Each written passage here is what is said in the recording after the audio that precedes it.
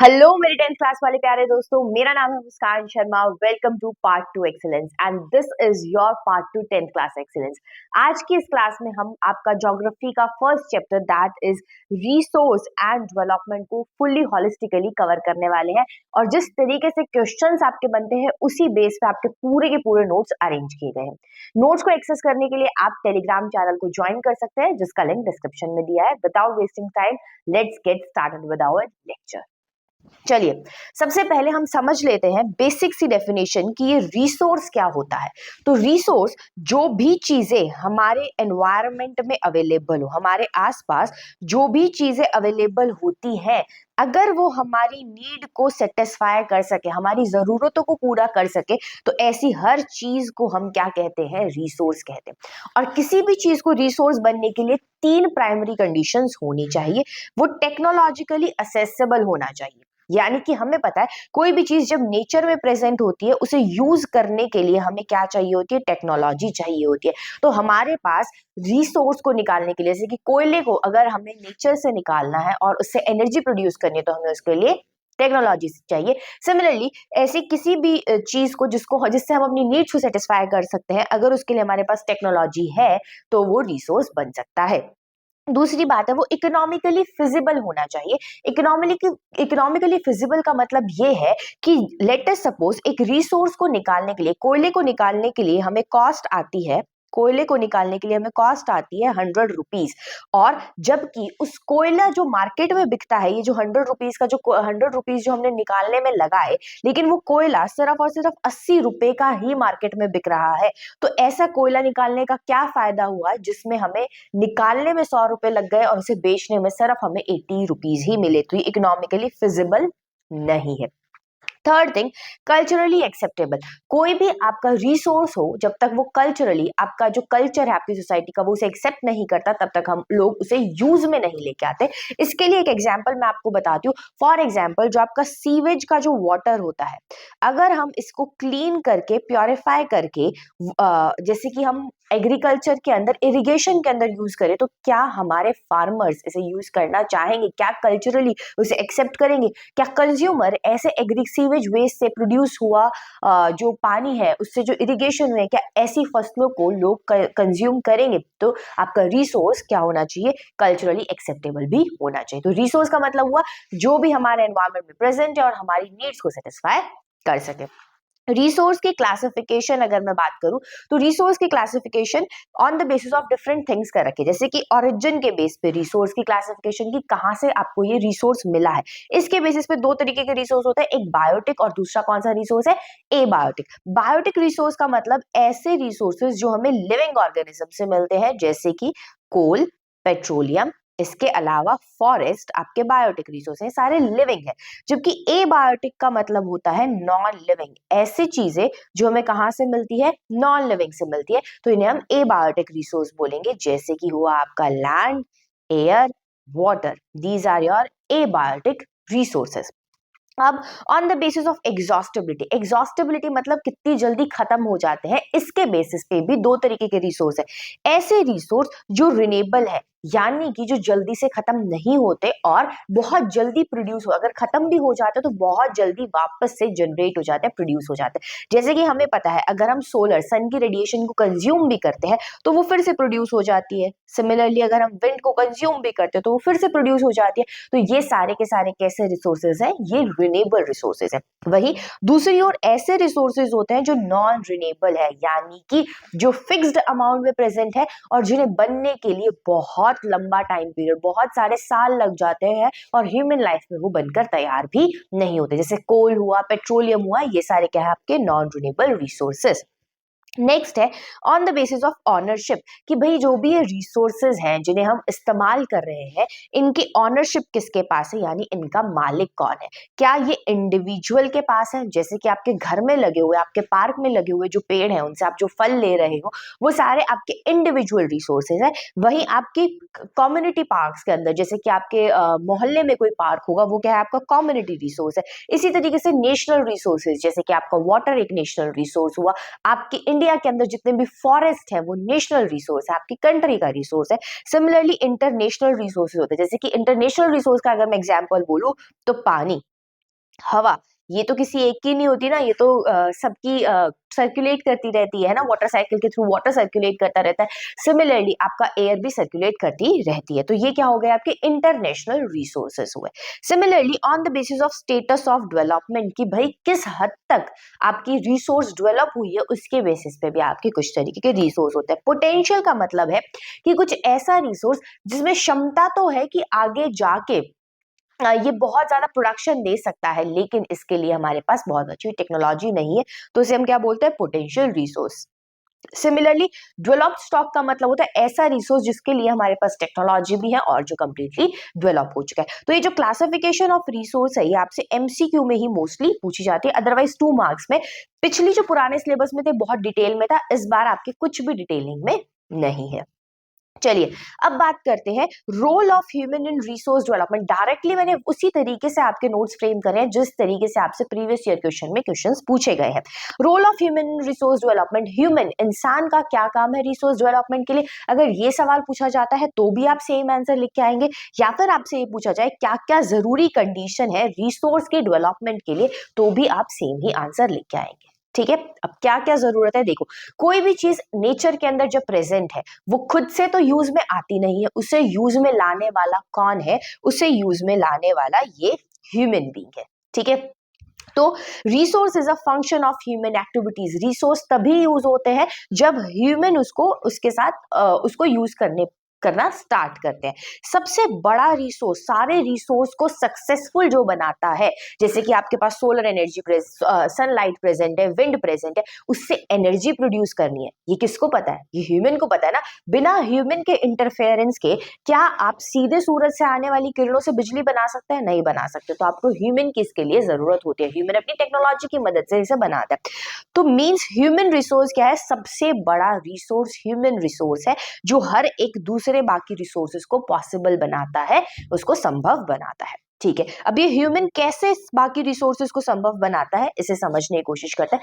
Human technology की मदद से, ह्यूमन के पास क्या है, टेक्नोलॉजी है, उसकी मदद से वो नेचर के साथ इंटरेक्ट करता है और फिर रिसोर्स बनाता है। जैसे कि हम देख सकते हैं यहाँ पे आपका ये सन प्रेजेंट है, तो ह्यूमन ने नेचर क्या हो गया, सन, इसके साथ इंटरेक्ट करा, किसकी मदद से, टेक्नोलॉजी की मदद से। ये टेक्नोलॉजी कौन सी है, सोलर पैनल वाली टेक्नोलॉजी, इसकी मदद से इंटरेक्ट करा और फिर क्या प्रोड्यूस कर दी, आपकी इलेक्ट्रिसिटी प्रोड्यूस कर दी। ठीक है, for example solar panels convert करते हैं सोलर सन की रेडिएशन को किसके अंदर, एनर्जी के अंदर। अच्छा, अब ये टेक्नोलॉजी इंसान ने कैसे सीखी, ये टेक्नोलॉजी इंसान को स्किल्स सीखने से आती है। और सिर्फ अगर मान लीजिए किसी के पास टेक्नोलॉजी, किसी को ये पता है किस तरीके से इस टेक्नोलॉजी को यूज करना है, बट उसके पास पैसा नहीं है, तो वो इस टेक्नोलॉजी का यूज कैसे करेगा। तो इसीलिए ह्यूमन टेक्नोलॉजी में स्किल का होना, कला का होना, और इसी के साथ साथ कैपिटल यानी पैसा, पूंजी का होना, दोनों ही बहुत इंपॉर्टेंट रोल प्ले करते हैं। ठीक है, ह्यूमन के पास कैपिटल थी, ह्यूमन के पास स्किल थी, उसने टेक्नोलॉजी का यूज करके सोलर पैनल बना दिए। उसने तो एक टाइम के लिए सोलर पैनल बनाए, अब सारी की सारी कंट्री को ये सोलर पैनल्स यूज कराने हैं, तो इसके लिए ह्यूमन क्या बनाता है, इंस्टीट्यूशन, संस्थाएं बनाता है।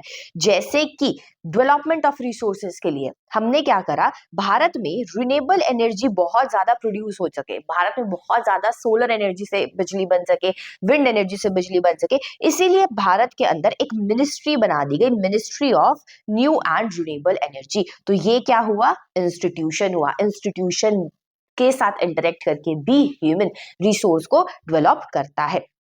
तो हम ये कह सकते हैं इससे ओवरऑल कि रिसोर्सेज गिफ्ट है नेचर का। ठीक है, रिसोर्सेज हमारे लिए एक तोहफा है जो नेचर ने दिया है, बट ये तोहफा मुफ्त तोहफा नहीं है, मुफ्त में नहीं मिलता, इसके लिए ह्यूमन रिसोर्स का होना जरूरी है। ठीक है, but it is not the free gift of the nature, ये फ्री गिफ्ट नहीं है नेचर का। क्यों, क्योंकि ह्यूमन एक्टिविटीज ही इन्हें रिसोर्स बनाती है। तो क्वेश्चन आपसे पूछा जा सकता है, ह्यूमन एक्टिविटीज कैसे रिसोर्स को रिसोर्स बना सकती है, तो भी आप सेम लिख के आओगे। ह्यूमन एक्टिविटीज का रिसोर्स डेवलपमेंट के अंदर क्या रोल है, क्या क्या जरूरी कंडीशन है अगर आपको रिसोर्स को डेवलप करना है, तो सेम बातें ही आएंगी। क्रक्स में बताऊं तो बातें कौन कौन सी आएंगी, ह्यूमन रिसोर्स बिगेस्ट रिसोर्स है, टेक्नोलॉजी की मदद से नेचर के साथ इंटरेक्ट करता है, टेक्नोलॉजी से स्किल और कैपिटल से आती है, इसके अलावा ह्यूमन इंस्टीट्यूशंस को यूज करके भी उस टेक्नोलॉजी को आगे की तरफ लेके जाता है। चलिए नेक्स्ट बात करेंगे। अब हमारे पास रिसोर्सेज तो बहुत ज्यादा है, अब इन रिसोर्सेज की हमें क्या करने की जरूरत है, प्लानिंग करने की जरूरत है। Just a minute. Resource planning and the development of resources. अब हमारी कंट्री में इतने सारे रिसोर्सेज है, उनकी प्लानिंग करने की जरूरत। सबसे पहले समझते हैं कि ये रिसोर्स प्लानिंग ही क्या होता है या डेवलपमेंट ऑफ रिसोर्सेज क्या होता है। Resource planning is the technique of proper और the judicious use of the resources. ठीक है, रिसोर्स प्लानिंग एक ऐसी टेक्निक है जिसके जरिए आप अच्छे से प्रॉपरली रिसोर्सेज को यूज करते हैं और उनका जुडिशियस मतलब जस्टिस, सही तरीके से, किसी गलत जगह पे यूज नहीं करते, सही तरीके से सही मापदंड में आप उन रिसोर्सेज को यूज करते हैं। अब सवाल उठता है कि नीड ऑफ रिसोर्स प्लानिंग, तो हमें सही तरीके से मैम रिसोर्सेज को यूज करने की क्या जरूरत है, जितना मन चाहे उतना रिसोर्स को यूज करते हैं, नेचर से तो आया है? नहीं, हमें रिसोर्स प्लानिंग की जरूरत होती है, किसके लिए, सस्टेनेबल डेवलपमेंट के लिए। अब सवाल उठता है कि ये सस्टेनेबल डेवलपमेंट क्यों चाहिए, तो इसका भी आंसर इसी के अंदर होगा। सबसे पहले समझ लेते हैं, आप लोगों ने प्राइमरी क्लासेस में पढ़ा होगा सस्टेनेबल डेवलपमेंट क्या होती है। सस्टेनेबल डेवलपमेंट का मतलब है कि आप एनवायरमेंट को खराब नहीं करेंगे। ठीक है, एनवायरमेंट को खराब करे बिना जब आप विकास करते हैं, आज की पॉपुलेशन की जनरेशंस को भी, आज की जो जनरेशन है उसकी डिमांड्स को भी फुलफिल करते हैं और आगे आने वाली जनरेशन की डिमांड को भी फुलफिल करते हैं, तो उसे क्या बोलते हैं, सस्टेनेबल डेवलपमेंट। चलिए अब बात करते हैं कि हमें क्या जरूरत है रिसोर्स प्लानिंग की और सस्टेनेबल डेवलपमेंट की। देखो, किसी भी कंट्री की डेवलपमेंट, जैसे इंडिया एक कंट्री है, इंडिया की कंट्री में कितना विकास होगा, यहाँ पे लोगों के पास कितना पैसा होगा, कितना तरक्की करेगा भारत, वो किस बात पे डिपेंड करता है कि उसके पास, इंडिया के पास कितने रिसोर्सेज है, कितने संसाधन है भारत के पास, उसके ऊपर ये बात डिपेंड करती है। तो सीधी सी बात है, हमें पता है। ठीक है, इसीलिए भी हमें रिसोर्स को प्लान करना चाहिए। अगर पूरी कंट्री की तरक्की रिसोर्स पे डिपेंड है तो रिसोर्स को तो सही से यूज करना चाहिए। दूसरी बात, इस पिक्चर को देखिए, यहाँ पे एक ह्यूमन है और ये अर्थ दिखा रखी है, इसको खा रहा है। ये जो पिक्चर है वो क्या दिखा रही है, ग्रीड ऑफ ह्यूमन, इंसान का लालच। इंसान जहां पर उसे थोड़ी सी ही एनर्जी से काम चल सकता है, जैसे आपको बेसिकली आप क्या करते होंगे, आप काम करो तब लाइट ऑन करो, ठीक बात है, लेकिन आप काम नहीं करो तो भी लाइट फैन ऑन छोड़ जाते हो, छोड़ के जाते हो या नहीं जाते हो, तो हमारी ये क्या है, ग्रीड है इंसान की। ठीक है, हमारे हम चीजों को एज अ कैजुअल लेते हैं, तो due to the greed of the human, इंसान की ग्रीड की वजह से, उसके लालच की वजह से जो रिसोर्सेज है उसका ओवर यूज हो रहा है। फॉर एग्जाम्पल, आपके कबर्ड्स में सबके में बहुत बहुत कपड़े होंगे, ठीक है, जबकि वहीं पे आपके कुछ कपड़ों से भी काम चल सकता है, लेकिन हमारी लालच है, हमें और कंज्यूम करना है, और लाके दो, और लाके दो, अभी भी कम कपड़े हैं, तो ये हमारी ग्रीड है जिसकी वजह से रिसोर्सेज का बहुत ज्यादा यूज हो रहा है। वो कपड़े आराम से ऐसे तो बनते नहीं है, उसके लिए कुछ ना कुछ रिसोर्सेज लगते हैं, इलेक्ट्रिसिटी लगती है, मशीन चलती है, उनसे मशीन चल रही है तो वो मशीन किसी से बनी होंगी, जैसे आयरन से बनी होंगी, तो इसीलिए हमें रिसोर्स का प्रॉपर यूज करना चाहिए। We need proper planning of resources because due to the greed of human there is overconsumption। इंसान के लालच की वजह से बहुत ज्यादा रिसोर्स क्या हो रहा है, कंज्यूम हो रहा है, इसीलिए भी हमें रिसोर्स को प्लान करके चलना चाहिए। अगला कारण है भाई, रिसोर्स को इसलिए प्लान करो क्योंकि रिसोर्सेज लिमिटेड अमाउंट में है। जैसे कि कोयले की बात करूं मैं, ठीक है, जो नॉन रिन्यूएबल रिसोर्सेज हैं, जो जल्दी से नहीं बनते, वो फिक्स्ड क्वांटिटी में है, लिमिटेड नंबर में प्रेजेंट है, और इन्हें बनने के लिए बहुत लंबा टाइम लग जाता है, मिलियन ऑफ ईयर्स लग जाता है, तो ऐसे केस में भी हमें रिसोर्सेज को प्लान करने की जरूरत पड़ जाती है। ठीक है, अगला कारण है हमें रिसोर्सेज को क्यों प्लान करना है, बिकॉज जब हम रिसोर्सेज को अनप्लान चलते हैं, ओवर यूटिलाइजेशन करते हैं, जैसे आपने देखा होगा अमीर जो लोग होते हैं वो बहुत ज्यादा रिसोर्सेज को कंज्यूम करते हैं, इस वजह से गरीब लोगों को कुछ चीजें मिल भी नहीं पाती है, और जो चीजें हैं उनकी कॉस्ट बहुत ज्यादा बढ़ जाती है। तो ओवर यूटिलाइजेशन जब रिसोर्स का होता है तो उससे सोशल, इकोनॉमिक और एनवायरमेंट तीनों में ही प्रॉब्लम क्रिएट होती है। इस पॉइंट को हम आगे भी डिस्कस करेंगे। ठीक है, नेक्स्ट है, India has a diversity of resources. India में इतने अलग अलग तरीके के रिसोर्सेज है जिसकी वजह से हमें रिसोर्स की प्लानिंग करनी भी जरूरी है। अब आपके पास बहुत सारे काम हो जब करने के लिए, तो आप प्लानिंग करके चलते हैं ना, तो इंडिया में अगर इतने सारे रिसोर्सेज है तो सबको तो एक साथ यूज नहीं कर सकते, हमें प्लानिंग के साथ चलना होगा, इसीलिए रिसोर्स प्लानिंग जरूरी है। अब एक और कारण है रिसोर्स प्लानिंग क्यों जरूरी है, देखिए इंडिया में कई रीजन्स ऐसे, जैसे यहाँ पे आपको क्या दिख रही है, यहाँ पे आपको ऑयल दिख रहा है, ठीक है, यहाँ पे आपको क्या दिख, जैसे यहाँ पे आपको ऑयल दिख रहा है, यहाँ पे आपको नेचुरल गैस दिख रही है, यहाँ पे फॉरेस्ट ही फॉरेस्ट है, यहाँ पे कोयला ही कोयला है। तो भारत का कोई एक रीजन ऐसा है, एक स्टेट के अंदर कुछ मिनरल्स तो बहुत ज्यादा अमाउंट में प्रेजेंट है और कुछ उसके पास है ही नहीं। अब ऐसा तो नहीं होता इंसान की कुछ ही जरूरत होती है, सारी ही होती है। तो ठीक है, बहुत सारे रीजन रिच है कुछ टाइप ऑफ रिसोर्सेज के अंदर, लेकिन डेफिसिट, कमी है उनके पास बाकी तरीके के रिसोर्सेज की। इसीलिए इन इनइक्वालिटीज को रिमूव करने के लिए भी हमें क्या चाहिए, रिसोर्स प्लानिंग चाहिए। चलिए, अब कुछ क्वेश्चन है जो आपके एग्जाम में डायरेक्टली पूछे जा सकते हैं, तो फ्रेम करे हुए हैं, इसी बेस पे हम करेंगे। अगर आपसे एक स्टेटमेंट पूछी जाती है, why Mahatma Gandhi said earth has enough resources to meet the need but not enough to satisfy the greed of every person. Mahatma Gandhi ने ये स्टेटमेंट कही थी कि धरती के पास काफी रिसोर्सेज हैं अगर सबकी जरूरतें पूरी करने की बात आए तो, लेकिन ये सारे रिसोर्सेज तब कम पड़ जाते हैं जब इंसान के लालच को पूरी करने की बात आती है। तो ठीक है, अब इस स्टेटमेंट को आपको एक्सप्लेन करना है। तो ये महात्मा गांधी ने स्टेटमेंट क्यों कहा, क्योंकि इंसान की लालच की वजह से, इंसान के ग्रीड की वजह से, उसके लालच की वजह से आज की तारीख में ओवर कंजप्शन हो रहा है इसका, रिसोर्सेज का बहुत बहुत बहुत ज्यादा इस्तेमाल कर रहे हैं रिसोर्सेज। जहां हमारा थोड़े से काम चल सकता है, इंसान वहां पे और ज्यादा कंज्यूम करके चीजों को वेस्ट कर रहा है। चाहे फूड की बात कर लो, चाहे क्लोथ की बात कर लो, या किसी भी चीज की बात कर लो, हम वेस्टेज ज्यादा कर रहे हैं। अब हम इतनी वेस्टेज कर क्यों रहे हैं, उसका कारण है टेक्नोलॉजी। देखिए कैसे है टेक्नोलॉजी, टेक्नोलॉजी की वजह से पहले जहां पे थोड़ी सी खेती हो, टेक्नोलॉजी जब नहीं थी तब खेती बहुत कम हुआ करती थी, अब इतनी ज्यादा टेक्नोलॉजी आ गई है तो कमर्शियल एग्रीकल्चर होती है, कमर्शियल मतलब लार्ज स्केल पे बहुत ज्यादा फार्मिंग होती है ना, बहुत, एक सेकेंड, बहुत ज्यादा प्रोडक्शन होती है। तो जब कमर्शियल फार्मिंग होती है तो उसकी वजह से भी क्या होता है, रिसोर्सेज का ओवर यूटिलाइजेशन। इस केस में आपकी जो सॉयल है वो बहुत ज्यादा यूज होती है बार बार।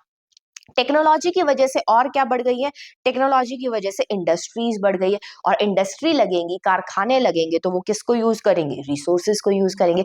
Similarly due to the economic development, अब तरक्की होने लग गई है, किसकी, इंसान की तरक्की होने लगी है, उसके पास पैसा ज्यादा है। आप आजकल जब मन करता है तब चिप्स खाते हो, जब मन करता है तब कुरकुरे खाते हो, जब मन करता है जब नए कपड़े लेके आते हो, जब मन करता है जब एक टॉय है फिर भी उसको छोड़ के दूसरा लेके आते हो। ये क्यों है, बिकॉज हमारी जो इनकम है, इंसान की इनकम है, वो बढ़ गई है। अब जब इंसान की इनकम बढ़ेगी तो उसके लिए जो जरूरतें हैं, डिमांड है रिसोर्सेज की, वो भी ज्यादा बढ़ती जाएगी। तो यहाँ पे आप देख सकते हो इंसान जो है वो अर्थ को बुरी तरीके से कंज्यूम करने पे लगा है, बस उसे खत्म करने पे लगा है। ठीक है, नेक्स्ट है बिकॉज ऑफ द टेक्नोलॉजी। अब पहले जो इंडस्ट्रीज है वहां पे काम होता था हाथ से, ठीक है, हाथ से कपड़ा बना रहे हैं, हाथ से गारमेंट्स बन रहे हैं, हाथ से आपकी पैकेजिंग का काम हो रहा है। अब क्या हो रहा है, अब हाथ से काम होगा तो थोड़ा हो पाएगा, इतना ज्यादा अनलिमिटेड तो हो नहीं पाएगा, लेकिन अब उन सभी कामों को करने के लिए हमारे पास टेक्नोलॉजी आ गई है, मशीन आ गई है, और मशीन की वजह से अब चीजें कैसे प्रोड्यूस होती है, मास प्रोडक्शन। देखो एक ही बार में इतनी सारी पेप्सी की बॉटल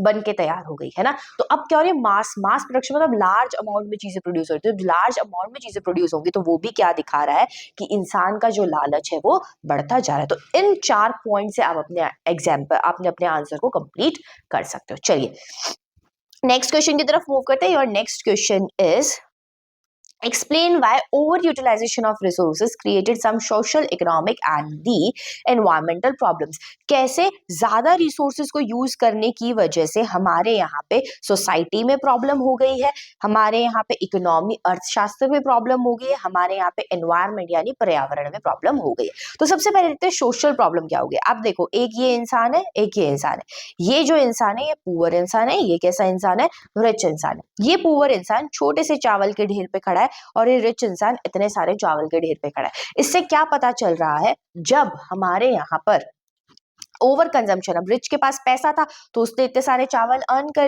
चावल खरीद लिए, तो इसकी वजह से हमारी सोसाइटी के अंदर क्या देखने को मिलता है, unequal distribution of resources between rich and poor. बराबर तरीके से रिसोर्सेज का डिस्ट्रीब्यूशन नहीं देखने को मिलता हमें अमीर और गरीब के बीच में। दूसरा देखो इकोनॉमी में प्रॉब्लम कैसे आती है। अब जब आप बहुत ज्यादा तेल, जैसे आजकल पेट्रोल, आप छोटे से काम के लिए स्कूटी लेके घर से बाहर निकलते हो, कार लेके घर से बाहर निकलते हो, चाहे गली के एंड तक ही जाना हो तो भी आप यही सब करते हो, ठीक है। तो ऐसे केस में जब आप बहुत ज्यादा पेट्रोल यूज कर रहे हो, तो पेट्रोल तो लिमिटेड अमाउंट में प्रेजेंट है और सबको पेट्रोल चाहिए ये वाला सीन रहता है। तो ऐसे केस में पेट्रोल के दाम, उसके जो प्राइसेस हैं वो क्या करेंगे, इंक्रीज तो करेंगे ही करेंगे। और जब पेट्रोल के दाम इंक्रीज करेंगे तो ये क्या लेके आएंगे, इकोनॉमी में प्रॉब्लम्स लेके आएंगे, ठीक है।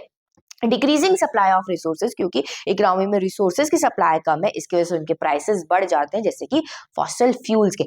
एनवायरमेंट में क्या क्या प्रॉब्लम्स क्रिएट करता है रिसोर्स जब हम बहुत ज्यादा इस्तेमाल करते हैं। देखो आजकल आप एक प्रॉब्लम देख रहे होगे, किसकी, ग्लोबल वार्मिंग की। वो प्रॉब्लम किस वजह से है, हम बहुत ज्यादा इंडस्ट्रीज लगा रहे हैं। इंडस्ट्री क्यों लगा रहे हैं, क्योंकि हम रिसोर्सेज को कंज्यूम कर रहे हैं, जिसकी वजह से अर्थ का टेम्परेचर बढ़ता जा रहा है। सिर्फ ग्लोबल वार्मिंग ही एक प्रॉब्लम नहीं है, इसके अलावा सॉइल का खराब होना, लैंड का खराब होना, पॉल्यूशन होना, ये सारी प्रॉब्लम्स हमें देखने को मिलती हैं जब हम रिसोर्सेज को एक्सेस में इस्तेमाल करते हैं। चलिए नेक्स्ट क्वेश्चन की तरफ मूव करते हैं।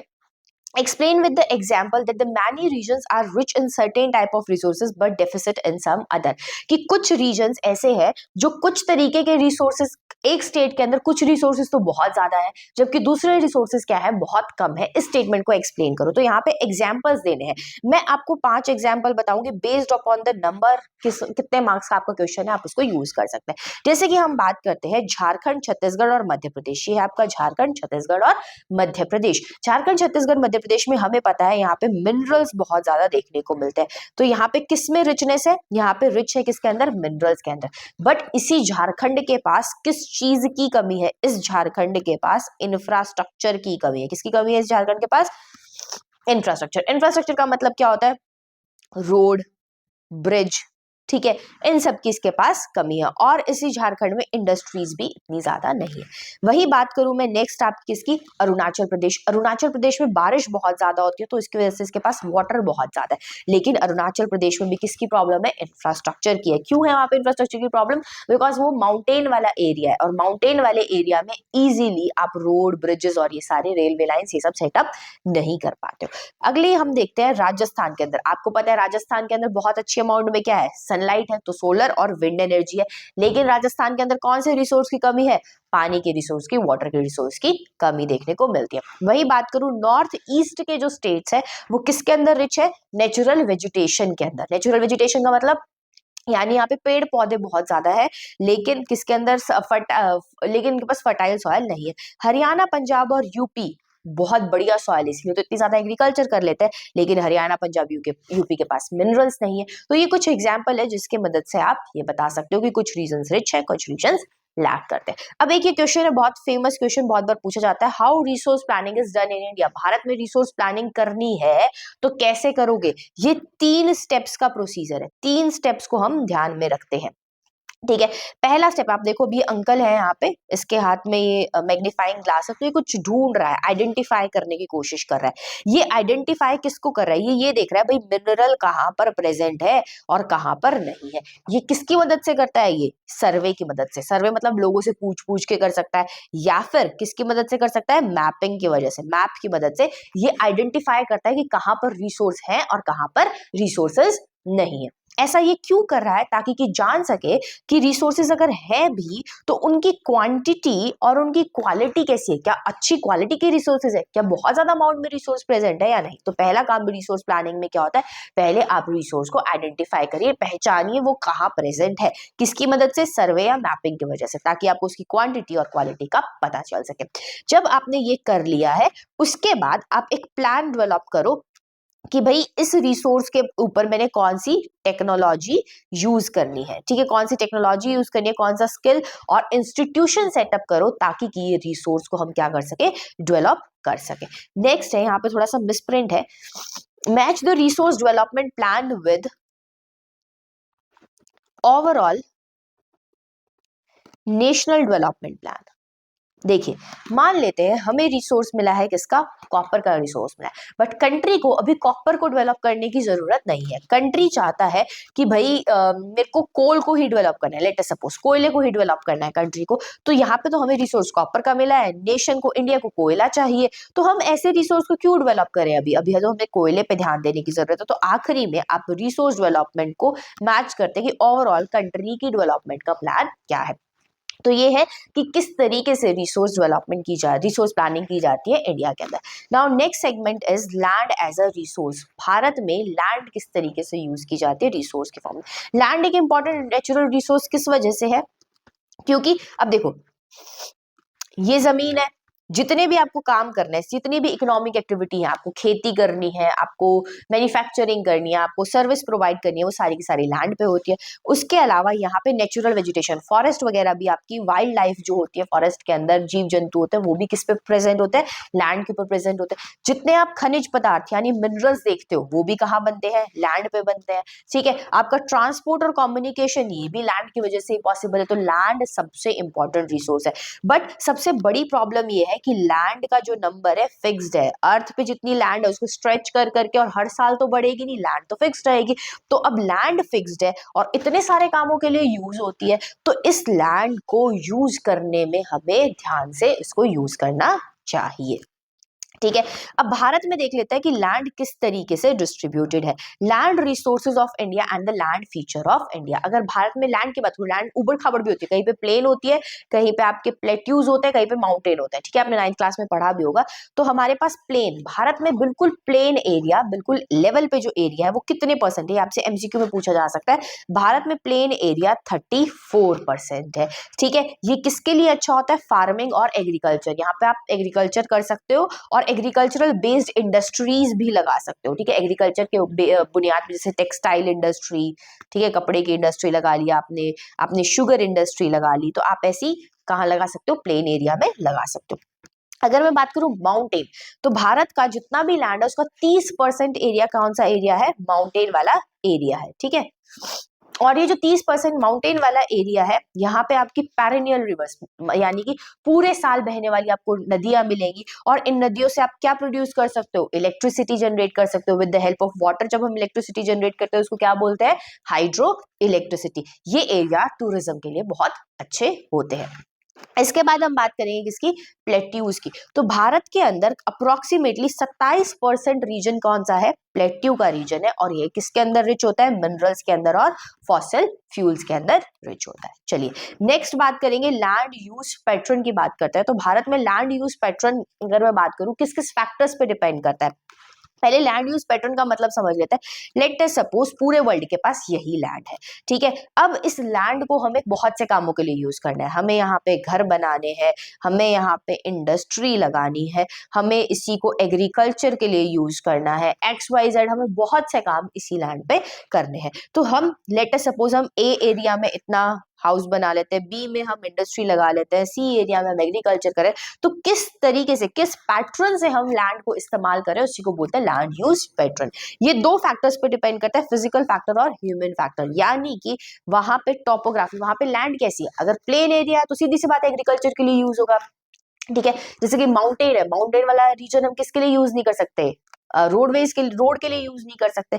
इसीलिए फिजिकल फैक्टर पर डिपेंड करता है, क्लाइमेट के ऊपर, कि उस एरिया का क्लाइमेट कैसा है उसके ऊपर डिपेंड करेगा कि वहां पे किस तरीके से लैंड यूज होनी चाहिए। सॉयल के टाइप पे डिपेंड करेगा, अगर सॉयल कहीं पे बहुत अच्छी है तो लैंड को एग्रीकल्चर के लिए यूज करेंगे। ह्यूमन फैक्टर पर डिपेंड करता है कि भाई उस एरिया में पॉपुलेशन कितनी रहती है, उसके बेस पे भी लैंड को यूज करेंगे डिस्ट्रिक्ट। अब अगर वहां पे पॉपुलेशन ज्यादा रहती है तो सीधी सी बात है ज्यादा लैंड किस में यूज हो जाएगी, घर बनाने में यूज हो जाएगी। टेक्नोलॉजी कितनी है उस एरिया के अंदर, उस पर भी डिपेंड करेगा, और कल्चर पे भी डिपेंड करता है कि लैंड यूज कहीं का कैसा होगा। जैसे कल्चर गाँव में कैसा होता है, बहुत बेसिक सा कल्चर होता है, तो वहां पे मोस्टली लैंड किसके लिए यूज होती है, वहां पे मोस्टली लैंड खेती के लिए यूज होती है। क्लियर है यहाँ तक, चलिए आगे बात करेंगे। सॉरी, थोड़ा सा मेरे को कोल्ड है, पार्डन मी।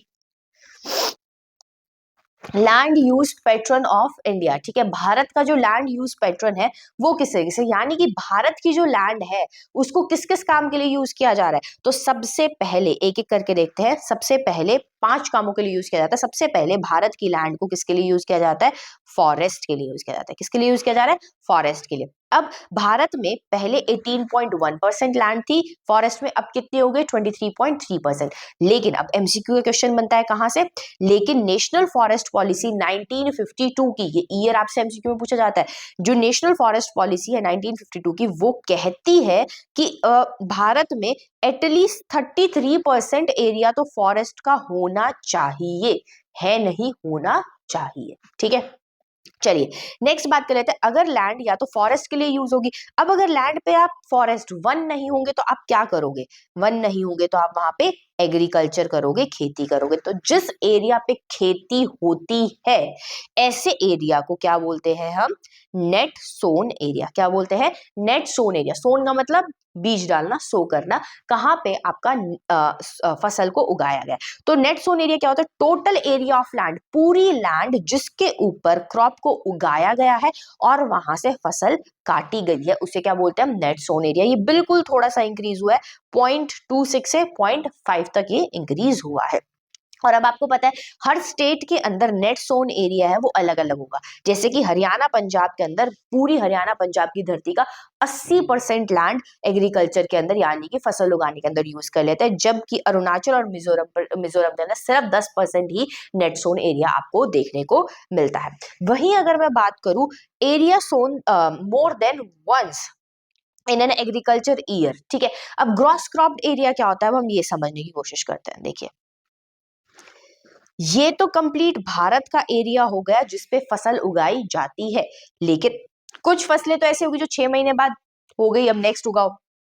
तो इस एरिया पे मान लो पूरे भारत में सिर्फ अगर इसी एरिया पे फसल उगाई जाती है और ये 10 स्क्वायर सेंटीमीटर का एरिया है, ठीक है, तो ये तो नेट सोन एरिया हो गया। लेकिन अब इसी एरिया पे साल में 2 बार फसल उगाई गई तो ग्रॉस क्रॉप्ड एरिया कितना कहलाएगा? 20 स्क्वायर सेंटीमीटर का। कितना कहलाएगा? 20 स्क्वायर सेंटीमीटर का, अगर 2 बार फसल उगाई गई है तो। ठीक है, तो सेम एरिया चाहे 10 का ही हो, उस पर कितनी बार फसल उगाई जा रही है उसके बेस पे उन सबका जब हम टोटल करते हैं तो क्या निकल के आता है? ग्रॉस क्रॉप्ड एरिया, यानी टोटल कितने एरिया पे फसल उगाई गई। तो पहला हमने भारत की जमीन को किसके लिए यूज करा? फॉरेस्ट के लिए। दूसरा हमने फसल उगाने के लिए नेट सोन एरिया हो गया। अब तीसरा क्या होता है भाई? ऐसी जमीन है जो वैसे तो किसके लिए यूज होती है? खेती के लिए, बट अभी खेती के लिए इसको इस्तेमाल नहीं कर रहे, अभी इसको खाली छोड़ रखा है इस जमीन को। फैलो मतलब होता है खाली छोड़ देना, ठीक है।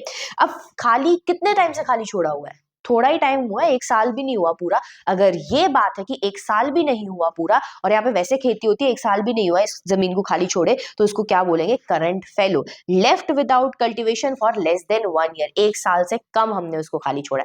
लेकिन अगर मैम ऐसा हो कि 1 साल से ज्यादा खाली छोड़ा हो तो वो किस में आएगा? अदर देन करंट फैलो में। लेकिन कब से कब तक? 1 से 5 साल के बीच का ही टाइम हुआ है इसको खाली छोड़े हुए। लेकिन मैम ऐसा भी तो हो सकता है 5 साल से ज्यादा ही हो गया हो कि लैंड को खाली छोड़ दिया। तो अगर 5 साल से भी ज्यादा हो जाएगा लैंड को खाली छोड़े हुए तो उसे फैलो लैंड नहीं बोलते। आपने तो उसको क्या बना दिया? लैंड थी कल्चरेबल, बट आपने उसको क्या कर दिया? वेस्ट कर दिया। कल्चरेबल मतलब जहाँ पे खेती हो सकती थी, लेकिन आपने उसको वेस्ट करके क्या बना दिया? Culturable waste land. तो these are the land which is left uncultivated for more than 5 year, 5 साल से ज्यादा अनकल्टिवेटेड छोड़ देते हैं, इसको फैलो लैंड नहीं इंक्लूड करते। ठीक है, अब आ जाती है next is your other cultivable land excluding fallow land. और ऐसे देखो, या तो आप एक जमीन पे फॉरेस्ट लगा सकते हो जो नेचुरली होता है, या आप वहां पे कोई क्रॉप लगा सकते हो। लेकिन मैम जैसे मेरे घर में एक गार्डन है उसमें मैंने पेड़ लगा रखे हैं, तो वो तो ना तो फॉरेस्ट है ना वो क्रॉप है, तो इन पेड़ों को मैं इंक्लूड कहाँ करूंगी? ठीक है, मेरे घर के पास एक गार्डन है, वहां पे पास्चर्स है, ठीक है, मतलब बहुत बड़ा सा ग्राउंड है, घास लगी हुई है, वहां पे गाय वाय चरती है, मैम वो किस में आएगी? तो ये सारी आती है अदर अनकल्टिवेटेड लैंड, ठीक है। बाकी अनकल्टिवेटेड, कल्टिवेटेड मतलब जहाँ पे खेती नहीं करी जा रही है लेकिन उसको ऐसी ही किसी चीज के लिए यूज किया जा रहा है। इसमें कौन कौन से एरियाज आते हैं? Permanent pastures. इसमें कौन से आते हैं? Permanent pastures and the grazing land. यहाँ पे आप देख सकते हो गाय यहाँ पे घास खा रही है। ये जो एरिया है जो पहले ग्रेजिंग के लिए घास वगैरह जहाँ पे होती थी, ये एरिया आजकल कम होता जा रहा है, ठीक है। 4.71 से 3.3 हो गया। इसका मतलब आजकल जो फॉडर की अवेलेबिलिटी यानी जो चारा है उसकी जो अवेलेबिलिटी है वो आजकल के जानवरों के लिए बहुत कम बच गई है। Land under tree crop, tree crop मतलब सीधे आपके जो घर में जो गार्डन है उसमें जो पेड़ वेड़ लगे हुए उसकी बात कर रहे हैं, ठीक है। कल्चरेबल वेस्ट लैंड हमने देख लिया था। अब ऐसी लैंड बच गई जहां पर ना तो फॉरेस्ट उगाए जा रहे हैं, जहां ना खेती करी जा रही है, ना ये वो जमीन है जिसपे अक्सर खेती करी जाती है बट अभी खाली छोड़ी है, और ना ही ये ऐसी जमीन है जहाँ पे पेड़ लगाए गए हैं, या फिर जहां पर आपका पास्चर्स वगैरह है, मतलब घास के बाग वगैरह, ऐसा कुछ भी नहीं है। ये लैंड बिल्कुल या तो खराब है या फिर और ही किसी काम के लिए, घर बनाने के लिए, इंडस्ट्रीज बनाने के लिए यूज हो रही है। ऐसी लैंड को बोलते हैं land not available for cultivation. Mostly ये लैंड कौन सी लैंड होती है? जो बैरन है, बिल्कुल सूखी लैंड पड़ी है वो। लेकिन आजकल तो हम इस बैरन लैंड को भी यूज कर रहे हैं। क्यों यूज कर रहे हैं? मॉडर्न मशीन का इस्तेमाल करके इसको यूज कर रहे हैं। ठीक है। Land for non agriculture use, जैसे कि बिल्डिंग, रोड, फैक्ट्री बनाने के लिए, ये सारी भी जो लैंड आती है, जो लैंड आती है किसके अंदर? नॉन कल्चरेबल यूज के अंदर। मतलब एग्रीकल्चर के अलावा जो भी हम यहाँ पे काम कर रहे हैं, ऐसे कामों के लिए जब जमीन को इस्तेमाल किया जाता है, इस जमीन का भी जो नंबर है वो बढ़ता जा रहा है। क्यों बढ़ता जा रहा है? क्योंकि आजकल अर्बनाइजेशन, ठीक है, बहुत ज्यादा इंक्रीज हो रहा है। नेक्स्ट बात करते हैं हम किसकी? लैंड डिग्रेडेशन की। डिग्रेड का मतलब होता है किसी चीज का डैमेज हो जाना, खराब हो जाना। तो लैंड डिग्रेड कर रही है, खराब हो रही है। ठीक है। क्यों खराब हो रही है? Because it is unfit for the cultivation. Land degradation is a process through which land become unfit for the cultivation. जब लैंड बिल्कुल खराब हो जाए कल्टीवेशन के पर्पज से, कल्टीवेशन आप वहां पे एग्रीकल्चर कर ही नहीं सकते हैं, उसको क्या बोलते हैं? Land degradation. कौन कौन से फैक्टर्स रिस्पॉन्सिबल होते हैं लैंड डिग्रेडेशन के लिए? तो ये 4-5 फैक्टर्स है। Water logging, mineral processing, overgrazing, mining, deforestation. इन्हें देखते हैं। सबसे पहला है लैंड खराब हो सकती है वाटर लॉगिंग की वजह से। इस पिक्चर में देखिए, यहाँ पे पानी बहुत ज्यादा स्टैंडिंग वाटर है, यानी पूरा का पूरा फिल हो चुका है। ठीक है। तो जब आप एक्सेस में इरिगेशन कर देते हो, किसी खेत में जरूरत से ज्यादा पानी दे देते हो, तो उस कंडीशन को हम क्या बोलते हैं? Water logging. ठीक है। कि पानी क्या हो गया? वहां पे स्टैंडिंग पानी हो गया, वहां से निकल नहीं रहा है, स्टैंडिंग वाटर फील्ड के अंदर, जिसकी वजह से सॉइल में बहुत ज्यादा नमक की मात्रा बढ़ जाती है। कैसे बढ़ जाती है? जैसे ये एक फील्ड है, यहाँ पे इसके नीचे भी सॉइल होगी। ठीक है, एक second, let me clear it. यहाँ पे लेट अस सपोज ऊपर की तरफ क्या है? यहाँ पे ये पानी से आपने इसको फिल कर दिया। अब नीचे की तरफ इसी सॉइल के अंदर सॉल्ट प्रेजेंट था। क्या प्रेजेंट था? सॉल्ट। ऊपर पानी ज्यादा है, नीचे सॉल्ट ज्यादा है, तो इसकी वजह से क्या होगा? सॉल्ट, कोई भी चीज ज्यादा कंसंट्रेशन से कहाँ जाती है? लो कंसंट्रेशन की तरफ। तो सॉल्ट कहाँ की तरफ चला जाएगा? ऊपर की तरफ चला जाएगा। अब ऊपर वाले पानी में किसकी अमाउंट बहुत ज्यादा हो गई? सॉल्ट की अमाउंट बहुत ज्यादा हो गई। लेकिन जो ये पानी है, ये तो उड़ जाएगा ऊपर की तरफ। किसकी वजह से उड़ जाएगा? इवेपोरेशन की वजह से। इस वजह से जो सॉयल है, उसमें सॉयल की जो ऊपर वाली लेयर है, अब इसमें बचेगा क्या एट द एंड? सिर्फ और सिर्फ सॉल्ट के व्हाइट पैचेस, जैसे आप ये देख रहे होगे इस डायग्राम के अंदर। एक मिनट। ठीक है। तो यहाँ पे आपको व्हाइट व्हाइट सॉइल दिख रही है, इसको क्या बोलते हैं? Patches on the soil. ठीक है। आप कई बार अपने गार्डन में भी देखना, जब आप ज्यादा पानी दे दोगे, आपको वहां से व्हाइट व्हाइट पैचेस देखने को मिलेंगे, क्योंकि उसमें उसकी वजह से नमक ऊपर की तरफ आ जाता है। और जब सॉइल इतनी ज्यादा सॉल्टी सलाइन हो जाती है, वो अच्छी नहीं रहती किसके लिए? एग्रीकल्चर के लिए। लैंड खराब हो जाती है। ये जो प्रॉब्लम है, ये मैक्सिमम हमें कौन से एरिया में देखने को मिलती है? पंजाब, हरियाणा, उत्तर प्रदेश में। क्यों? क्योंकि यहाँ पे पानी होता नहीं और ये बहुत एक्सेस में पानी को यूज करते हैं। तो वो ज्यादा वाटर का मतलब क्या है? कि ज्यादा से ज्यादा जो नमक है वो सरफेस की तरफ आएगा, और बाद में पानी तो उड़ जाता है, इवेपोरेट हो जाता है, और वहां पे व्हाइट पैचेस बच जाते हैं। नेक्स्ट है मिनरल प्रोसेसिंग। मिनरल प्रोसेसिंग यानी कि सीमेंट वगैरह की जब आप सीमेंट बना रहे हैं, या फिर लाइमस्टोन किसी चट्टान को ग्राइंड कर रहे हैं, है ना, तो ऐसे केस में ये बहुत ज्यादा क्या उड़ती है? डस्ट उड़ती है। ठीक है। अब ये डस्ट, यहाँ पे सॉयल है, सॉयल बहुत ऐसे प्रेजेंट है, और सॉयल में कुछ एक क्या है? पोर्स है। पोर्स मतलब होल्स है। ठीक है। जहां से एयर वगैरह जाती है। लेकिन अब ये डस्ट आके इसके ऊपर सेटल होना शुरू हो जाएगी। लेट अस सपोज ये डस्ट यहाँ पे आई और ये इसको फिल करने लग गई। अब जब डस्ट इसको फिल करेगी, तो कल को अगर बारिश होगी, तो ये बारिश का पानी, अब ये पोर्स क्या हो गए? बिल्कुल ब्लॉक हो गए। अब ये बारिश का पानी नीचे नहीं जा पाएगा, और बारिश का पानी नीचे नहीं जाएगा तो सॉइल क्या हो जाएगी? अनफर्टाइल होनी शुरू हो जाएगी। तो इस तरीके से मिनरल प्रोसेसिंग की भी प्रॉब्लम हमें देखने को मिलती है। Dust particle first get into the atmosphere. Dust के पार्टिकल पहले एटमॉस्फेयर में जाएंगे, फिर सॉइल के ऊपर क्या हो जाता है? सेटल हो जाता है। उसके पोर्स को बंद कर देंगे, जिसकी वजह से पानी नीचे की तरफ नहीं जाएगा, और लैंड आपकी कंप्लीटली खराब हो जाएगी। नेक्स्ट, लैंड आपकी खराब होती है ओवर ग्रेजिंग की वजह से। ओवर ग्रेजिंग का मतलब है, देखो इतनी छोटी सी लैंड और इतनी सारी गाय है यहाँ पर, ठीक है, जरूरत से ज्यादा एनिमल जब एक लैंड पे ग्रेज करने चले जाते हैं, वहां पे चरने चले जाते हैं, जिसकी वजह से वो क्या करते हैं? उन्हें तो पता नहीं होता कैसे खाना है, तो वो क्या करता है? घास को, है ना, जड़ों समेत बाहर निकाल लेते हैं, रूट्स के साथ बाहर निकाल लेते हैं, जिसकी वजह से सॉइल क्या हो जाती है, बिल्कुल खराब हो जाती है। ओवर ग्रेजिंग में grasses removed from the roots, जो घास है उसको जड़ों से निकाल देते हैं एनिमल्स, जिसकी वजह से मिट्टी बहुत ज्यादा लूज हो जाती है और फिर उसमें इरोशन हो जाती है। अच्छा, एमसीक्यू में बहुत बार पूछा जाता है, ये प्रॉब्लम हमें सबसे ज्यादा गुजरात, राजस्थान और मध्य प्रदेश में देखने को मिलती है। नेक्स्ट प्रॉब्लम है आपकी किसकी, माइनिंग की प्रॉब्लम। माइनिंग के प्रॉब्लम का मतलब है कि जैसे ही हमने यहाँ पे खुदाई का काम करा, माइनिंग का काम करा, माइनिंग का काम करने के बाद हम इस जगह को खाली छोड़ के चले गए। कायदे से क्या होना चाहिए था, ये जो आपने गड्ढा खोदा था माइनिंग के लिए, खुदाई करने के लिए, इसके बाद आपको उसको भर के जाना चाहिए था, तो ये लैंड यूज हो जाती, इसके ऊपर कुछ बन जाता या किसी और काम में इस्तेमाल आ जाती। लेकिन बहुत ज्यादा माइनिंग करने के बाद जब हम माइनिंग साइट जहां पे हमने खुदाई का काम किया है उसको अनकवर्ड और अनफिल्ड, उसको बिना ढके और बिना भरे छोड़ के आ जाते हैं, तो इस तरीके से लैंड क्या हो जाती है, खराब हो जाती है, किसी काम में यूज नहीं आ पाती। अगला कारण है लैंड का डिग्रेड होने का, खराब होने का, दैट इज डिफॉरेस्टेशन। डिफॉरेस्टेशन मतलब पेड़ों का काट देना। ये हमें देखने को मिलता है झारखंड, छत्तीसगढ़, मध्य प्रदेश के अंदर। क्यों? क्योंकि वहां पे लोगों को माइनिंग करनी होती है, खुदाई का काम करना होता है, मिनरल्स, खनिज पदार्थ निकालने होते हैं, जिसकी वजह से वो डिफॉरेस्टेशन बहुत ज्यादा करता है, पेड़ों को काटना शुरू कर देता है, जिसकी वजह से भी आपकी लैंड खराब हो जाएगी।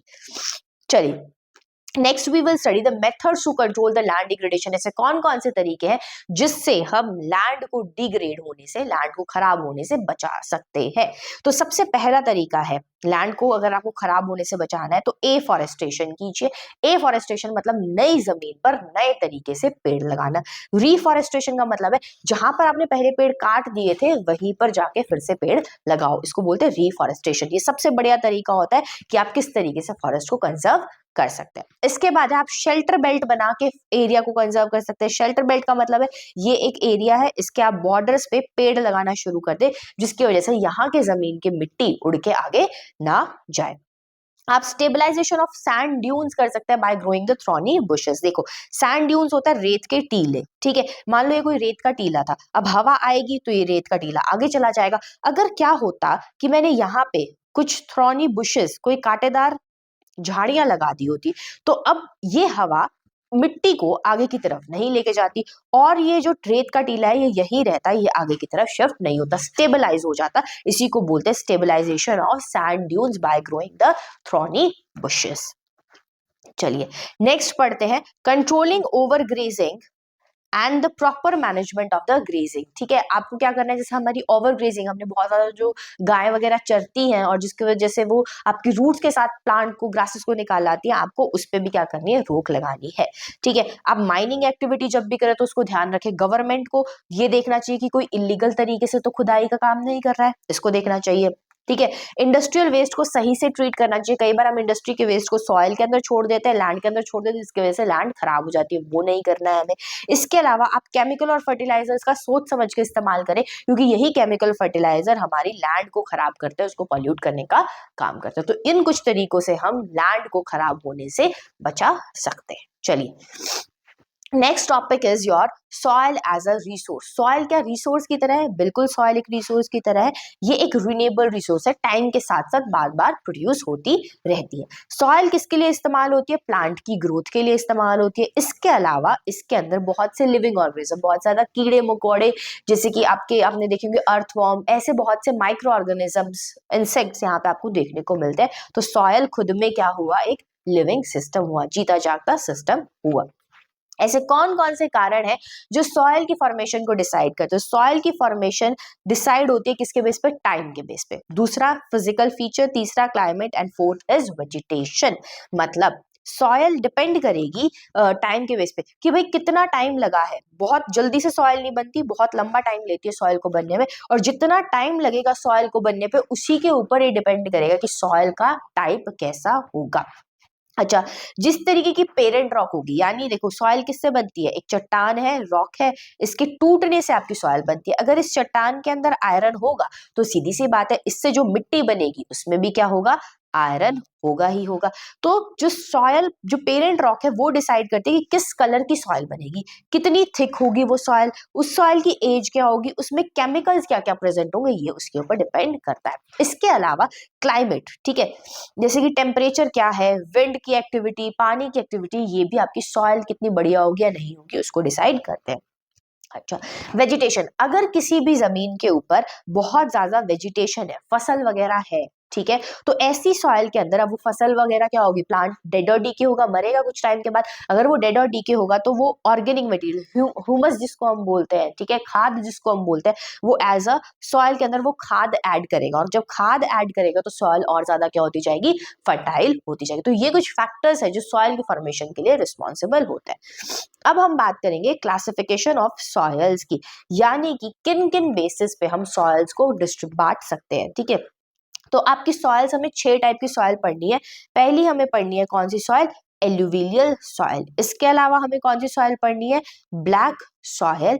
Next soil will be your laterite soil, ठीक है, रेड एंड येलो सॉयल। इसके अलावा हम एरिड सॉयल पढ़ेंगे, और हम एक और सॉयल पढ़ेंगे, that is your forest soil, ठीक है। तो ये सॉयल है जो हमें पढ़नी है, एक एक करके पढ़ते हैं, इसके ऊपर आपके एग्जाम में क्वेश्चन भी पूछा जाता है, और यहाँ से आपका मैप वर्क भी पूछा जाता है, तो मैप भी साथ साथ रिवाइज करते हुए चलेंगे। सबसे पहली सॉयल है एल्यूविलियल सॉयल, आपने सुना भी होगा, पहले मैं बता देती हूँ, समझा देती हूँ, जिससे आपको सही से याद हो जाए। ये एल्यूविलियल सॉयल किससे बनती है, ये बनती है रिवर से। कौन लेके आती है, रिवर। जब एक बहती हुई नदी अपने साथ कुछ कंकड़ पत्थर मिट्टी लेके आती है और वो मिट्टी को सेटल कर दे, उसी सॉयल को हम एल्यूविलियल सॉयल बोलते हैं।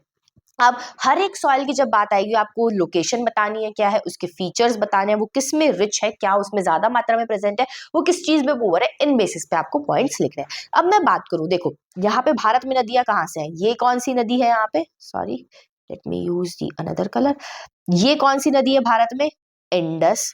यहां से कौन सी आती है, गंगा, इधर से आती है ब्रह्मपुत्र। ये सारी की सारी अपना जितना भी सेडिमेंट है वो यहाँ पे सेटल करती है। तो इंडस, गंगा, ब्रह्मपुत्र, ये तीनों नदी अपना सेडिमेंट डिपॉजिट करती है कहाँ पे, नदन प्लेन के अंदर, और इसी सेडिमेंट को हम क्या बोलते हैं, एल्यूविलियल सॉइल। इसके बाद अगर मैं बात करूं, बाकी जो नदियां हैं वो कौन कौन सी है, उड़ीसा से आपकी कौन सी हो जाएगी, महानदी। यहाँ से गोदावरी, कृष्णा और कावेरी। इनके जो डेल्टाज है, यानी जहां पर ये किससे मिल रही है, ओशन से मिल रही है, इन एरियाज में भी आपको कौन सी सॉइल देखने को मिलती है, एल्यूविलियल सॉइल। तो हमारी लोकेशन याद हो गई हमें यहाँ से कि एल्यूवियल सॉइल हमें नदर्न प्लेन्स के अंदर देखने को मिलेगी, इसके अलावा delta of Mahanadi, Krishna, Godavari and Kaveri में हमें देखने को मिलेगी, ठीक है। अब जो ये एल्यूविलियल सॉइल होती है, पूरे भारत में सबसे ज्यादा अमाउंट में जो सॉइल पाई जाती है वो कौन सी है, एल्यूविलियल सॉइल है, मोस्ट वाइडली सॉइल। अब ये किससे बनी है, रिवर्स बहुत सारे डिपॉजिट्स लेके, तो बहुत ज्यादा फर्टाइल होती है, अच्छी होती है। अब अगर कोई सॉइल बहुत फर्टाइल है, उपजाऊ बहुत ज्यादा है, तो उसमें वो किसके लिए अच्छी है, उसमें आप किसी तरीके की क्रॉप लगा लो, किसी तरीके की फसल लगा लो, सारी उसमें फसल सक्सेसफुल होंगी। अब अगर उसमें हर तरीके की फसल सक्सेसफुल है, तो मतलब वहां पे बहुत ज्यादा खेती करेंगे लोग, और अगर खेती करेंगे तो ऐसे एरिया क्या होंगे, डेंसली पॉपुलेटेड, यानी जहां पे बहुत ज्यादा लोग रहेंगे। अब ये जो सॉयल है, एल्यूविलियल सॉयल, एज के बेस पे कि भाई कितनी पुरानी हो गई है, उसके बेस पे दो तरीके की होती है। अगर बहुत पुरानी हो गई है तो उसे क्या बोलते हैं, भांगर, ठीक है। अगर नई नई बनी है तो उसे क्या बोलते हैं, खादर, ठीक है। तो पुरानी जो एल्यूविलियल है उसे हम ओल्ड एल्यूविलियल बोलेंगे, नई एल्यूविलियल इज योर खादर, ओके। जो भांगर है यानी जो ओल्ड है, उसके अंदर कंकर बहुत ज्यादा होता है और वो अच्छी नहीं होती, फर्टाइल नहीं होती। जो भी नई नई बनी है उसके अंदर बहुत छोटे छोटे पार्टिकल होते हैं, फाइन होते हैं, और वो क्या होती है, ज्यादा फर्टाइल होती है। तो ये आपकी लोकेशन भी हो गई। चलिए नेक्स्ट सॉइल की बात करेंगे। Next soil is your black soil, काली मिट्टी। ये आपको कहाँ देखने को मिलती है, पहले इसका कॉन्सेप्ट समझ लेते हैं। ये ब्लैक सॉइल बनी कैसे, ये समझना जरूरी है। देखो यहाँ पे ये जो गुजरात वाला हुआ रीजन, महाराष्ट्र वाला हुआ, मध्य प्रदेश हुआ, थोड़ा बहुत छत्तीसगढ़ वाला रीजन, यहाँ पे एक टाइम पे क्या हुआ था, वॉल्केनो इरप्शन, ठीक है, यानी ज्वालामुखी फटा था, ठीक है। अब ज्वालामुखी फटने के बाद, अब जब ज्वालामुखी फटेगा उसमें से लावा निकला, ठीक है, उस लावा को हम और क्या बोलते हैं, बेसॉल्ट बोलते हैं। ये जब लावा निकला तो ये कूल डाउन, सेटल हो गया, कूल डाउन हो गया, कूल डाउन होने के बाद जम जाएगा एज अ रॉक की तरह। अब यही रॉक, अब जो ये लावा निकला था ये डार्क इन कलर होता है, ऑलमोस्ट ब्लैक इन कलर होता है, ठीक है। तो ये डार्क इन कलर है। अब यही जो चट्टान है ये टूटेगी और ये टूट कर क्या बनाएगी, आपकी ब्लैक सॉइल को फॉर्म करेगी। ये जो एरिया है इस एरिया को हम क्या बोलते हैं, इस तरीके से जो प्लेट्यू बना था उसे हम क्या बोलते हैं, दक्कन प्लेट्यू भी बोलते हैं। तो अब आपके लिए याद करना इजी हो जाएगा। तो आपकी ब्लैक सॉइल कहाँ कहाँ प्रेजेंट है, दक्कन प्लेट्यू के अंदर प्रेजेंट है। इसमें कौन कौन से रीजन आते हैं, हमने देखा महाराष्ट्र का रीजन आता है, सौराष्ट्र आपका गुजरात वाला रीजन हुआ, मध्य प्रदेश और छत्तीसगढ़ ये इसके अंदर रीजन आते हैं। ये ब्लैक सॉइल किस कलर की होती है, ब्लैक कलर की होती है। क्यों, क्योंकि ये दक्कन ट्रैप से बनी है। दक्कन ट्रैप किससे बना है, लावा से बना है। ठीक है, अब इसी ब्लैक सॉइल के दो और नाम है। ठीक है, पहला नाम इसका क्या है, रेग्यूर सॉइल, और ये बहुत इंपॉर्टेंट एमसीक्यू है कि किस सॉइल को हम रेग्यूर सॉइल के नाम से बोलते हैं। रेग्यूर सॉइल आपकी ब्लैक सॉइल को ही बोला जाता है। इसके अलावा इस सॉइल के अंदर सबसे बढ़िया फसल होती है कॉटन की यानी कपास की। तो इसी सॉइल को हम किस नाम से और जानते हैं, कॉटन सॉइल। अब ध्यान से सुनो ये जो पॉइंट मैं आपको बता रही हूँ। नेक्स्ट पॉइंट है, इस सॉइल के अंदर क्लेई मटेरियल बहुत ज्यादा प्रेजेंट होता है, यानी चिकनी मिट्टी ज्यादा प्रेजेंट होती है। और चिकनी मिट्टी, अब कुछ नहीं पढ़ेंगे, पहले दिमाग में ध्यान रखेंगे, एक पॉट मेकर का ध्यान रखेंगे। तो जो पॉट मेकर जो होता है, जो आपका मिट्टी के बर्तन बनाता है, वो चिकनी मिट्टी को यूज करता है। तो वो जितना उसके अंदर पानी डालता है वो कैप्चर होता जाता है पानी, है ना, वो और टाइट और टाइट और टाइट होती जाती है। जबकि वहीं पे अगर आप डेजर्ट राजस्थान की रेतीली मिट्टी में कितना ही पानी डाल दो वो 1 मिनट में सोख लेती है। ठीक है, उसके अंदर पानी रुकता ही नहीं है, पानी नीचे की तरफ बह जाता है। ठीक है, तो लेकिन प्लांट्स को कैसी मिट्टी चाहिए, जो पानी को होल्ड कर सके, रोक सके, ताकि कि जड़ें आराम से उस पानी को यूज करें और पूरे प्लांट को न्यूट्रिशन मिल सके। तो ब्लैक सॉइल के अंदर बहुत ज्यादा क्लेई मैटर होने की वजह से वो पानी को बहुत अच्छे से होल्ड कर पाती है। तो ब्लैक सॉइल के अंदर क्या होती है, वाटर होल्डिंग कैपेसिटी बहुत अच्छी होती है, मॉइस्चर होल्डिंग कैपेसिटी बहुत अच्छी होती है। लेकिन आपने देखा होगा, अगर जो पॉट मेकर है अपनी जो भी उसने पॉट बनाया या कुछ भी बनाया, अगर वो उसको सूख के, अगर वो उसको हाई टेम्परेचर पे रख देता है, यानी समर की सनरेज में रख देता है, तो वो सूख जाता है बिल्कुल, है ना, बिल्कुल टाइट हो जाता है, सूख जाता है। और जब वो सूख जाता है तो उसके अंदर कुछ थोड़े थोड़े क्रैक्स भी आ जाते हैं, दरारें भी आ जाती है। तो ये जो ब्लैक सॉइल है इसके अंदर बहुत ज्यादा क्ले होने की वजह से समर के अंदर इसके अंदर क्या हो जाते हैं, गर्मी के मौसम में इस काली मिट्टी पे, इस ब्लैक मिट्टी के ऊपर बहुत सारी दरारें आ जाती है। और जब वो दरारें आ जाती है, ठीक है, कुछ इस तरीके से यहाँ पे ये दरारें हैं, इन दरारों से हवा नीचे की तरफ बहुत इजीली चली जाती है। ठीक है, which led to the proper aeration of soil. अब आप बोलोगे मैम क्या करना है, हमें हवा नीचे तक मिट्टी के क्यों पहुंचानी है, हवा नीचे मिट्टी के इसलिए पहुंचानी है क्योंकि जड़ें हैं वहां पे प्लांट्स की, और प्लांट्स को क्या चाहिए, ऑक्सीजन चाहिए, उसकी रूट्स को भी ऑक्सीजन चाहिए होते हैं, तो हमें वहां तक उसे पहुंचानी, एरिएशन, हवा, ऑक्सीजन नहीं सॉरी, हवा का पहुंचना वहां तक बहुत ज्यादा जरूरी है। तो आप कहोगे मैम क्यों है जरूरी, इसको एक सीधे से उससे समझने की कोशिश करते हैं। आपके घर में कोई पेड़ पौधा होगा तो आप क्या करते हो, उसकी खुदाई करते हो। खुदाई मतलब विद द हेल्प ऑफ छोटी सी किसी भी चीज की मदद से आप उसको जो सॉइल है उसको फ्लफी बनाने की कोशिश करते हो, उसको डग करते हो। ठीक है, ताकि कि वो क्या हो जाए, सॉफ्टन हो जाए। सॉफ्टन क्यों करते हो उस सॉइल को, ताकि कि एयर नीचे तक जाए, रूट तक जाए, और रूट क्या कर सके, इजीली नरिशमेंट ले सके और ग्रो कर सके। तो प्लोइंग हम इसीलिए करते हैं, खेत में जो प्लो करने का काम करते हैं, चाहे आप ट्रैक्टर की मदद से करें, चाहे आप खुद से करें, चाहे बैल की मदद से करें, वो आप किस लिए करते हो, ताकि एयर मिल सके। लेकिन ब्लैक सॉइल के अंदर तो अपने आप क्रैक बन जाते हैं, क्रैक की वजह से हवा नीचे चली जाती है, हवा नीचे चली जाती है, तो सेल्फ प्लोइंग है ये सॉइल कैसी है, सेल्फ प्लोइंग। यहाँ पे आपको खेत को जोतने की जरूरत नहीं होती। ठीक है, लेकिन जब रेनी सीजन का टाइम आता है तो ये ब्लैक मिट्टी बहुत ज्यादा डिफिकल्ट हो जाती है काम करने के लिए, क्योंकि ये इसके अंदर बहुत ज्यादा पानी हो जाता है और ये मिट्टी क्या होती है, बहुत ज्यादा स्टिकी, चिपचिपी बहुत ज्यादा होती है, तो it is difficult to work. ठीक है, अगर मैं बात करूं ब्लैक सॉइल किसके अंदर रिच होती है, यानी कौन से मिनरल्स यहाँ पे बहुत ज्यादा मिलते हैं, तो कैल्शियम कार्बोनेट, मैग्नीशियम, पोटाश और लाइम इसके अंदर काफी ज्यादा अमाउंट में मिलता है। लेकिन इसके अंदर फॉस्फोरस जो है उसका कंटेंट बहुत कम अमाउंट में देखने को मिलता है। Next soil is your laterite soil. ठीक है, लेटेराइट सॉइल आपको कहाँ देखने को मिलेगी, सदर्न स्टेट्स के अंदर, साउथ वाले स्टेट्स के अंदर। अब स्टेट्स के नाम देख लेते हैं, जैसे कि आपको कहाँ देखने को मिलती है, महाराष्ट्र के अंदर देखने को मिलती है, उड़ीसा के अंदर, वेस्ट बंगाल के कुछ हिस्से के अंदर, और ये आपको नॉर्थ ईस्ट के अंदर। ठीक है, अब देखो, अब जो भी मैंने नाम लिए इनसे एक चीज हमें पता चल रही है, Maharashtra, Orissa, West Bengal, north east, मुझे पता है नॉर्थ ईस्ट में रेनफॉल बहुत ज्यादा होती है। उड़ीसा और वेस्ट बंगाल में भी बहुत ज्यादा रेनफॉल होती है, किसकी वजह से? साइक्लोन की वजह से। सिमिलरली यहाँ पे मुंबई वगैरह में मॉनसून बहुत जल्दी आता है, ठीक है, तो यहाँ पे भी रेनफॉल बहुत ज्यादा होती है। यानी कि लेटेराइट सॉइल के लिए एक कंडीशन बहुत इंपॉर्टेंट है कि लेटेराइट सॉइल वहां पे होगी जहां पे हाई रेनफॉल, बहुत ज्यादा अमाउंट के अंदर बारिश होती है, वहां पे होगी। दूसरी बात, ये सारे के सारे जो एरियाज हैं यहाँ पे टेम्परेचर भी क्या होता है? हाई टेम्परेचर होता है। लेटराइट सॉइल का फंक्शन समझने की कोशिश करो। ये सॉइल की टॉप लेयर थी, ठीक है, ये सॉइल की टॉप लेयर थी, यहाँ पे कुछ मिनरल्स प्रेजेंट थे, बट बारिश हुई, ठीक है, बारिश होने की वजह से ये सारे के सारे मिनरल्स कहाँ चले गए? बहुत एक्सेस में रेनफॉल हुई, ठीक है, excess heavy rainfall, high rainfall होने की वजह से ये सारे के सारे मिनरल्स कहाँ चले जाते हैं? नीचे चले जाते हैं, और नीचे जाने की वजह से अब ये जो ऊपर वाली सॉइल है इसमें कोई मिनरल नहीं बचा। लेकिन प्लांट तो क्या है? इस ऊपर वाली ही लेयर में, इस सॉइल के अंदर जो ह्यूमस होता है वो बहुत कम होता है, और इसके अंदर मिनरल्स भी अच्छे अमाउंट में प्रेजेंट नहीं होते।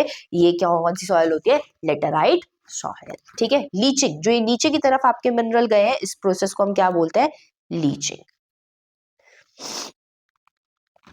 चलो, तो हमने देख लिया है महाराष्ट्र के अंदर, उड़ीसा के अंदर और आपके नॉर्दर्न स्टेट्स के अंदर देखने को मिलती है। लेटेराइट का मतलब होता है ब्रिक। ये आपके ट्रॉपिकल और सब ट्रॉपिकल क्लाइमेट यानी हाई टेम्परेचर के अंदर देखने को मिलेगी। यहाँ पे हैवी रेनफॉल की वजह से लीचिंग होती है। क्या होती है? लीचिंग, यानी कि इस तरीके से मिनरल्स का नीचे की तरफ चले जाना। ये सॉइल एसिडिक इन नेचर होती है। ये मोस्टली एवरग्रीन और डेसिडियस फॉरेस्ट को सपोर्ट करती है। अब जहां से एमसीक्यू बनते हैं, प्रीवियस ईयर क्वेश्चन भी बना है, ये दोनों पॉइंट्स को आप बहुत अच्छे से याद करेंगे। लेटेराइट सॉयल किसके लिए इस्तेमाल आती है? केरला, आंध्र प्रदेश और तमिलनाडु के अंदर ये सॉयल कैशूनट यानी कि आपकी काजू की खेती के लिए काम आती है, ठीक है, इसके लिए काम आती है। और अगर मैं बात करूं कर्नाटका, केरला और तमिलनाडु के अंदर ये जो क्रॉप है ये टी और कॉफी, यहाँ पे कर्नाटका किसके लिए यूजफुल है? ये किसके लिए? टी और कॉफी के लिए, ये आपका कैशूनट के लिए। तो टी, कॉफी के लिए, कैशूनट के लिए ये जो क्रॉप है, ये जो सॉइल है वो बहुत ज्यादा यूजफुल होती है। ये प्लांट न्यूट्रिएंट्स के अंदर डेफिसिट होती है, मैंने बताया, क्योंकि न्यूट्रिएंट्स सारे नीचे चले गए, ह्यूमस भी नहीं होती इसके अंदर इतनी ज्यादा, और इसके इरोजन बहुत ज्यादा होती है क्योंकि यहाँ पे हैवी रेनफॉल इतनी ज्यादा है, तो इस वजह से लेटेराइट सॉइल में इरोजन भी बहुत एक्सेस अमाउंट में आपको देखने को मिलेगी। Next soil is your arid soil. Arid soil अब किस रीजन में देखने को मिलती है? एरिड सॉइल आपको डेजर्ट वाले रीजन के अंदर देखने को मिलती है। कहाँ मिलेगी? राजस्थान के अंदर। ये वाला रीजन कौन सा हो जाएगा? एरिड सॉइल का। अब हमें पता है ये red to brown in colour होती है। इसका जो टेक्सचर होता है, सैंडी सॉइल यहाँ पे ज्यादा होती है, रेतीली मिट्टी ज्यादा होती है, यहाँ पे सेलाइन होती है, बहुत ज्यादा नमक होता है, राजस्थान में नमक बहुत देखने को मिलता है, तो सेलाइन ये सॉइल होती है, ठीक है। सॉल्ट का कंटेंट बहुत ज्यादा हाई होता है, इतना ज्यादा कि आप अगर पानी यहाँ से रिमूव कर दो तो आपको सॉल्ट ही सॉल्ट देखने को मिले, ठीक है। ड्राई क्लाइमेट, सूखे हुए क्लाइमेट के अंदर जहाँ पे बहुत ज्यादा टेम्परेचर हो, बहुत ज्यादा तापमान हो, और जहाँ पे पानी बहुत ज्यादा उड़ जाता हो, इवेपोरेट हो जाता हो, ऐसे एरियाज में हमें एरिड सॉइल देखने को मिलती है। अब इनके अंदर भी कोई ह्यूमस नहीं होगा, यानी कोई ऑर्गेनिक खाद वाद जैसा कुछ नहीं होगा, इसके अंदर पानी, मॉइस्चर की बहुत कमी होती है, ठीक है। इसमें नीचे की तरफ बहुत ज्यादा कंकड़ पाए जाते हैं। ये ऊपर की तरफ क्या हो गई? लेट सपोज ऊपर की तरफ हो गई सॉयल, नीचे की तरफ हो गई, क्या हो गए? कंकड़। ये कंकड़ पानी को नीचे ही नहीं जाने देते, तो इनफिल्ट्रेशन रिस्ट्रिक्ट करते हैं पानी को नीचे जाने के लिए। लेकिन अगर इन एरियाज में अच्छे से इरिगेशन करी जाए, अच्छे से पानी की सप्लाई कर दी जाए, तो ये बहुत अच्छा है किसके लिए? क्रॉप के लिए। क्योंकि देखो नीचे की तरफ कंकड़ होने की वजह से पानी नीचे की तरफ नहीं जाएगा, और अच्छे पानी की अवेलेबिलिटी होगी, तो यहाँ पे पेड़ पौधे इजीली ग्रो कर सकते हैं। Next soil is your red and yellow soil. इस सॉइल का कलर रेड होता है, और यही रेड कलर की सॉइल येलो कलर की तब हो जाती है जब इसके अंदर पानी मिल जाए, यानी हाइड्रेटेड हो जाए। ठीक है, हाइड्रेटेड मतलब वाटर इसके अंदर ऐड हो जाए। ये लास्ट पॉइंट आपका लिखा हुआ है यहाँ पे, it become yellow, sorry, it become yellow when it occur in the hydrated form। जब हाइड्रेटेड यानी वाटर मिक्स्ड फॉर्म में होती है, तो ये रेडी सॉइल किस कलर की हो जाती है? येलो कलर की हो जाती है। ये किसके ऊपर डेवलप होती है? Igneous rock. इग्नियस मतलब लावा से जो बनी है उसके ऊपर ही। लेकिन यहाँ पे रेनफॉल, ऐसे एरियाज में रेनफॉल कम होनी चाहिए जहाँ पे रेड और येलो सॉयल हो। इसका कलर क्या होता है? रेडिश कलर की होती है। रेडिश कलर का इसका रेड कलर क्यों होता है? क्योंकि इसके अंदर आयरन लोहा बहुत ज्यादा अमाउंट में प्रेजेंट होता है। ये मिडल गंगा में देखने को मिलेगी, यहाँ पे उड़ीसा छत्तीसगढ़ में देखने को मिलेगी, दक्कन वाले रीजन में अंदर देखने को मिलेगी, और वेस्टर्न घाट्स वाले रीजन के अंदर आपको ये सॉयल देखने को मिलेगी। Last soil is your forest soil. Forest soil आपकी कहाँ के लिए होगी? जो माउंटेन फॉरेस्ट सबसे ज्यादा, वैसे तो फॉरेस्ट मध्य प्रदेश में भी है, लेकिन जो ये माउंटेन वाला रीजन है, पहाड़ी इलाका है, यहाँ पे सबसे ज्यादा आपके फॉरेस्ट देखने को मिलते हैं। तो ये हिली और माउंटेन एरियाज में देखने को ज्यादा मिलते हैं, जैसे कि हिमालय जैसे एरिया के अंदर। अब आपको पता है ये सॉयल हिमालय जैसे एरिया में रेनफॉल बहुत ज्यादा होती है, तो रेनफॉल बहुत ज्यादा होगी। इस सॉयल का टेक्सचर डिपेंड करता है कि माउंटेन में एनवायरनमेंट कैसा है, उसके ऊपर डिपेंड करता है। ठीक है, जैसे कि यहाँ पे दो माउंटेन्स हो गए, ये उसमें क्या हो गई? वैली हो गई। ये जो वैली की साइड्स है, यहाँ पे आपको मोस्टली कैसी सॉयल देखने को मिलती है? यहाँ पे आपको मोस्टली लॉमी सॉयल देखने को मिलती है। किस सॉयल देखने को मिलेगी? लॉमी सॉयल देखने को मिलेगी। अपर स्लोप्स, ठीक है, यहाँ पे आपको क्या देखने को मिलती है? कोरस सॉयल देखने को मिलती है। ठीक है, यहाँ पे जो मोस्टली जो सॉयल होगी वो कैसी नेचर होगी? एसिडिक इन नेचर होती है, लेकिन ह्यूमस यहाँ पर भी बहुत कम आपको देखने को मिलेगा। नेक्स्ट लास्ट टू टॉपिक्स रह गए आपके कि सॉयल इरोजन कैसे होती है और सॉयल को प्रिवेंट कैसे कर, सॉयल को प्रिजर्व कैसे कर सकता है। देखो, सॉयल खराब होना, सॉयल इरोजन क्या होता है पहले ये देख लेते हैं। Damage to the soil cover, soil का जो कवर है, ऊपर वाली लेयर है, जब वो खराब हो जाए, इसको हम क्या बोलते हैं? सॉयल इरोजन बोलते हैं। देखो, जब सॉयल फॉर्म जो वो बन रही है उसका स्पीड कम हो और सॉयल के खराब होने का, रिमूव होने का स्पीड ज्यादा हो, तो ऐसे केस में क्या कहलाएगा? कि सॉयल इरोजन हो गया। लेकिन जब दोनों बराबर तरीके से चल रहा है, सॉयल बन भी बराबर तरीके से रही है, सॉयल रिमूव भी बराबर तरीके से हो रही है, तो वो बैलेंस होता है, तब सॉयल इरोजन नहीं कहलाता। Balance between soil formation and the erosion is disturb. जो ये बैलेंस है कि जो सॉयल का बनना और उसका हट जाना, ये जब डिस्टर्ब होता है तो सॉयल इरोजन कहलाता है। और वो किस किस कारणों की वजह से डिस्टर्ब होता है? पहला, इंसान की एक्टिविटीज की वजह से, जैसे हम पेड़ों को काटते हैं उसकी वजह से, हम ओवर ग्रेजिंग कर रहे हैं उसकी वजह से, कंस्ट्रक्शन माइनिंग की वजह से। नेचुरली, नेचर कैसे इसको खराब करता है इस बैलेंस को? Wind, glacier, water. सबसे पहले हम समझ लेते हैं जैसे नेचर के अंदर क्या देखने को मिलता है हमें? गली इरोजन। गली इरोजन क्या होता है? इस डायग्राम को देखो, यहाँ से सारी मिट्टी को बहा ले गया, इतना डीप डिप्रेशन इसने बना दिया, ऊपर से पानी गिर रहा था, ठीक है, पानी ने स्मॉल सा होल करा, ठीक है, फिर उसके बाद और डीप करा, ऐसे करते करते वो पूरी मिट्टी की एक चैनल को काट के ले जाता है। ठीक है, इसको एक बार थोड़ा सा जूम करके देखते हैं, तो देखो ये पूरा मिट्टी का चैनल इस तरीके से काट के यहाँ से ले गया है, तो इस तरीके से आपकी पूरी मिट्टी, लैंड क्या होती है? वो खराब हो जाती है। इसी को बोलते हैं हम गली इरोजन। वेन रनिंग वाटर, बहता हुआ पानी क्ले सॉइल को काटे और उसमें डीप चैनल्स, गहरे गहरे चैनल्स, सुरंगें बना दे, इसको हम, इन सुरंगों को हम गलीज बोलते हैं। और ये गली की वजह से लैंड क्या हो जाती है? ऊबड़ खाबड़ हो जाती है, कहीं पे बहुत गहरा गड्ढा हो गया, कहीं पे बहुत छोटा गड्ढा हो गया, इस वजह से लैंड खराब हो जाती है, बैड हो जाती है। इस लैंड को हम क्या बोलते हैं? Bad land. और ऐसी हमें कहाँ देखने को मिलती है? मोस्टली चंबल बेसिन के अंदर। चंबल कहाँ है? मध्य प्रदेश। ये आपसे एमसीक्यू में पूछा जाता है। नेक्स्ट इज शीट इरोजन की वजह से खराब हो सकते हैं। शीट इरोजन क्या होता है? जब पानी फ्लो करता है एज अ शीट, ये सॉयल है, इससे इसके ऊपर पानी एज अ शीट परत की तरह फ्लो करे और ऊपर वाली जो सॉयल है उसको वॉश कर दे, उसको बहा के ले जाए, उसको क्या बोलेंगे? Sheet erosion. Next is your wind erosion. Wind erosion कब होता है? जब बहती हुई हवा ऊपर की जो लूज सॉयल है उसको उड़ा के ले जाए, उसको क्या बोला जाएगा? Wind erosion. Last is soil conservation. Soil को कंजर्व किस किस तरीके से किया जा सकता है? चार मेथड्स है: contour ploughing, terrace farming, strip cropping and last one is your shelter belts. तो सबसे पहले अगर मैं बात करूं कॉन्टर फ्लोइंग, कॉन्टर फ्लोइंग का मतलब क्या होता है? देखो, ये आपकी हिल एरिया है, अगर मैं इस पे प्लो यानी कि इस पे जो खेती है वो ऐसे ऐसे वर्टिकली करती और मैं यहाँ से पानी, लेट अस सपोज मैं यहाँ से पानी देना शुरू करूँ, तो पानी के साथ तो मिट्टी सही डायरेक्शन, इसको स्लोप और मिलके ग्रेविटी के अंदर ऐसे बह जाएगी, तो इसको हम क्या बोलते हैं? कि आप गलत तरीके से क्या कर रहे हो? प्लोइंग कर रहे हो। आपको प्लोइंग, खेत को जोतने की कैसे जरूरत है? कॉन्टर्स पे, कॉन्टर्स पे जिस डायरेक्शन में हॉरिजॉन्टली, उसको क्या बोलते हैं हम? Contour ploughing. जैसे यहाँ पे आपको इस तरीके से खेत को जोतने की जरूरत है, इसको बोलते हैं contour ploughing. Ploughing down the slope is wrong. जैसे हम ये डाउन द स्लोप प्लोइंग कर रहे थे, ये रॉन्ग होता है। तो प्लोइंग को कैसे करना चाहिए? काउंटर लाइंस, ये काउंटर लाइंस है, इसके अलोंग करना चाहिए, जिसकी वजह से अगर पानी भी जाएगा तो ये वाटर के फ्लो को क्या करता है? कम करता है। पानी का जितना बहाव कम होगा उतना ही कम वो मिट्टी को आगे की तरफ लेके जाएगा। Next is terrace farming. Hilly area के अंदर हमें क्या देखने को मिलता है, ऐसे टेरेसेस, ठीक है, सीढ़ियां सी बना ली जाती है और इन सीढ़ियों के ऊपर खेती करी जाती है।